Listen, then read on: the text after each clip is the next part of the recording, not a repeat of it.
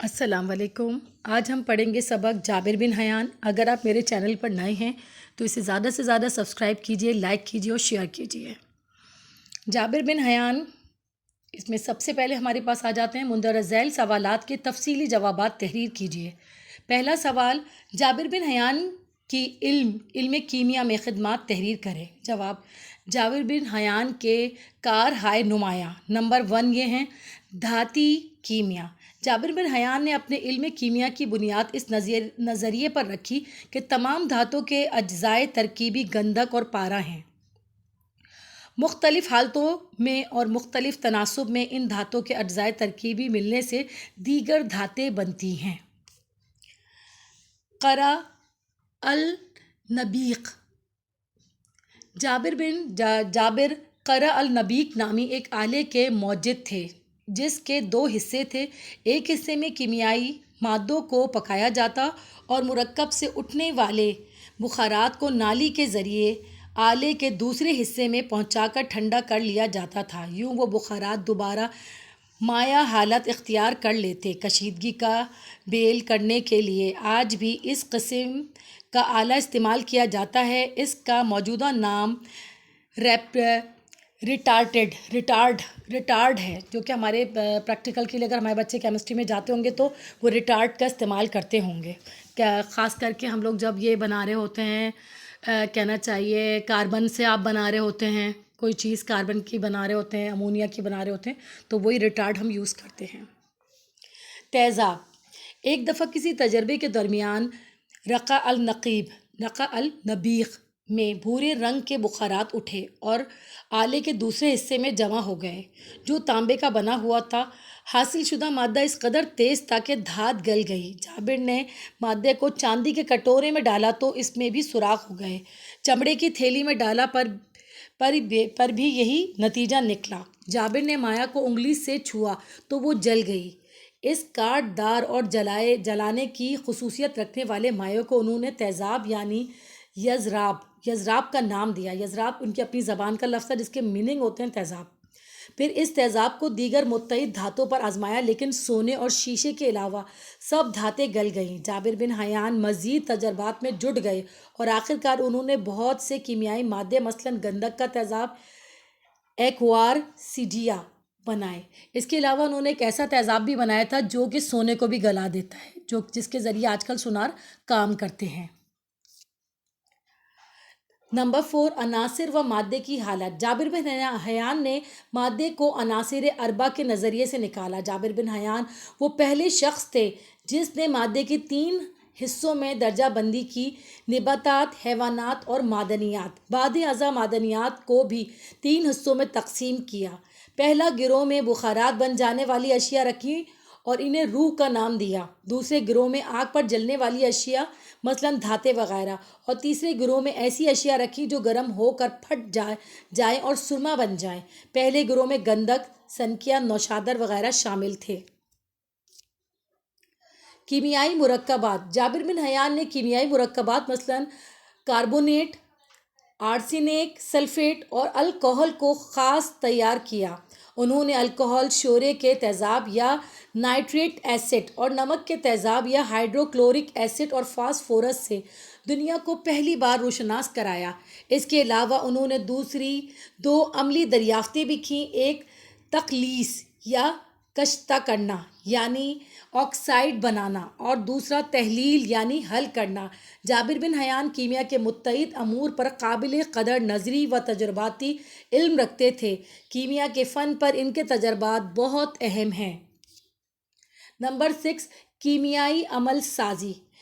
اس کے علاوہ لوہے کو زنگ سے بچانے کے لیے لوہے پر وارنش کرنے، موم جامہ کرنے، خضاب بنانے کا طریقہ، خضاب جو ہوتا ہے بالوں کو کلر کرنے کو کہتے ہیں، دریافت کیا۔ اس کے علاوہ فولاد کی تیاری، پارچہ بافی، چرب کی رنگائی اور شیشے کے ٹکڑوں کو رنگین بنانا بھی اس میں شامل تھا۔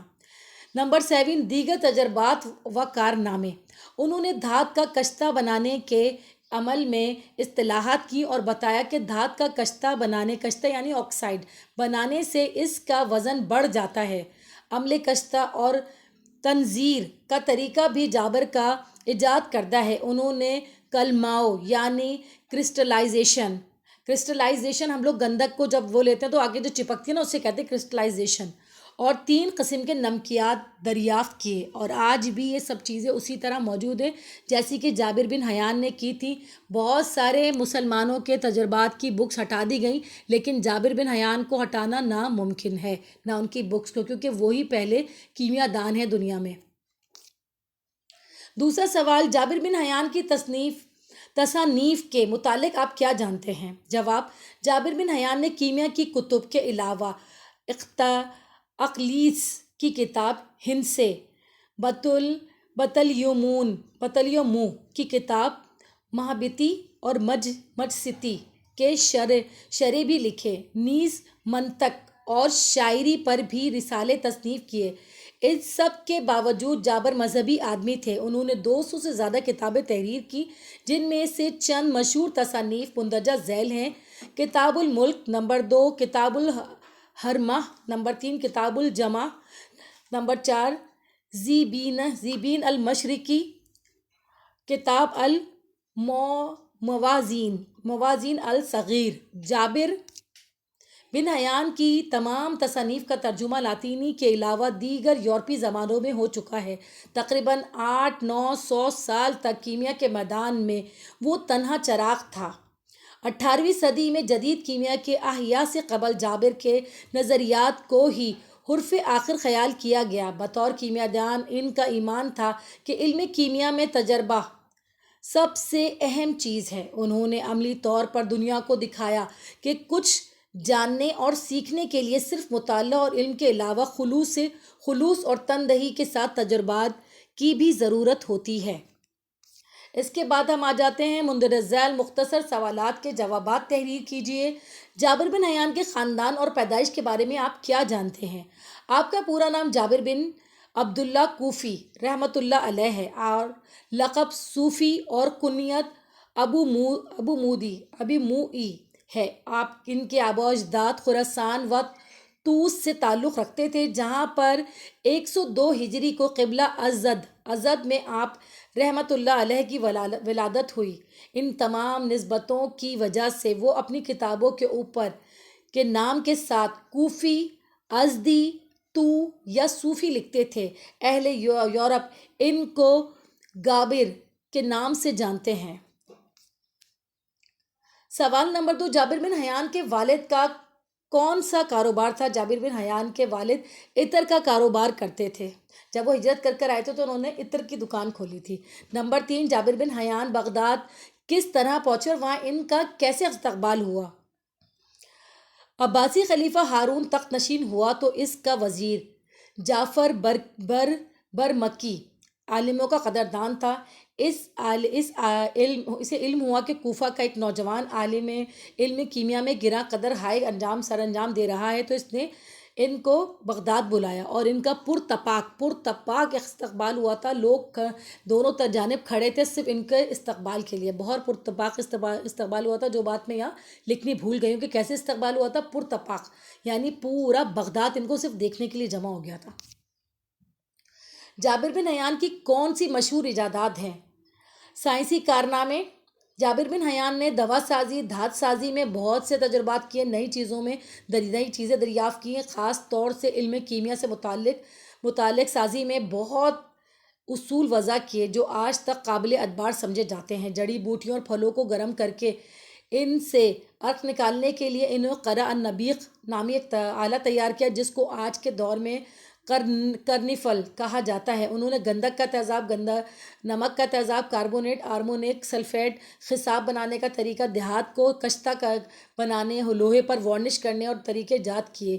یہ پہلا کیمیا دان تھا جس نے مادے کے 3 حالتوں میں درجہ بندی نباتات، حیوانات اور معدنیات میں کی. پھر دیکھیے ان سب کو کرنے کے لیے یہ تو ایک ہی آلہ تھا جس کے ذریعے وہ سارے کام کر رہے تھے. پھر معدنیات کو بھی 3 حصوں میں تقسیم کیا: بخارات میں تبدیل ہونے والی اشیاء، آگ پہ جلنے والی اشیاء اور گرم ہو کر پھٹ جانے والی اشیاء. یہ تمام چیزیں ان کی ایجادات میں شامل ہیں. یہ انہی کا ایک ہی جو قرع النبیق انہوں نے ایجاد کیا تھا، اسی کے ذریعے یہ سارے کام کیا کرتے تھے اسی میں. نمبر 5، جابر بن حیان رحمۃ اللہ علیہ کی تصانیف سے کہ علم کیمیا سے متعلق کتابوں کے نام لکھیے۔ جواب، جابر بن حیان نے کثیر لوگوں میں شمار کیا جاتا کثیر التصانیف لوگوں میں شمار کیا جاتا ہے۔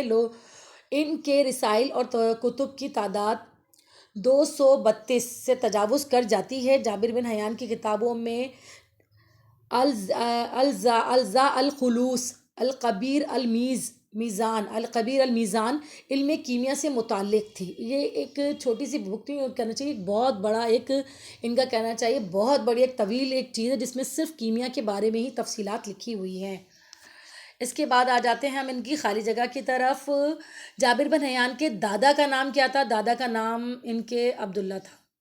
جابر بن حیان کے خاندان کا نام کیا تھا؟ ان کے خاندان کا نام ازد تھا۔ جابر بن حیان کے والد کیا کاروبار کرتے تھے؟ خوشبو کا، یعنی عطر بیچتے تھے۔ جابر بن حیان کا مشہور ایجاد کیا تھی؟ تیزاب تھی۔ عرق نکالنے کے لیے انہوں نے کیا ایجاد کیا تھا؟ عرق نکالنے کے لیے انہوں نے قرع النبیق ایجاد کیا تھا۔ زیادہ تر تجربے وہ قرع النبیق میں ہی کیا کرتے تھے جو انہوں نے خود ایجاد کیا ہوا تھا۔ تو اس کو زیادہ سے زیادہ سبسکرائب کیجیے گا، شیئر کیجیے گا، لائک کیجیے گا۔ میں آپ کو یہ بتا دوں کہ معلومات آپ کو آپ کی کتاب سے بہت مشکل ہے۔ جو موجودہ نوٹس ہیں اس میں بھی بہت زیادہ ڈیٹیل ہے، جتنا زیادہ نہیں لکھنا ہے۔ دیکھیں جو بات کو نا ٹو دی پوائنٹ لکھنا ہوتا ہے، اگر مختصر ہے تو مختصر، اگر تفصیل ہے تو تفصیل، لیکن صحیح تفصیل۔ تو اس سے آپ بہت زیادہ فائدہ اٹھائیں گے، ان لوگوں تک پہنچائیں جو اس کو حاصل کرنا چاہتے ہیں۔ ان تمام چیزوں کو اپنا بہت بہت خیال رکھیے گا۔ اللہ حافظ۔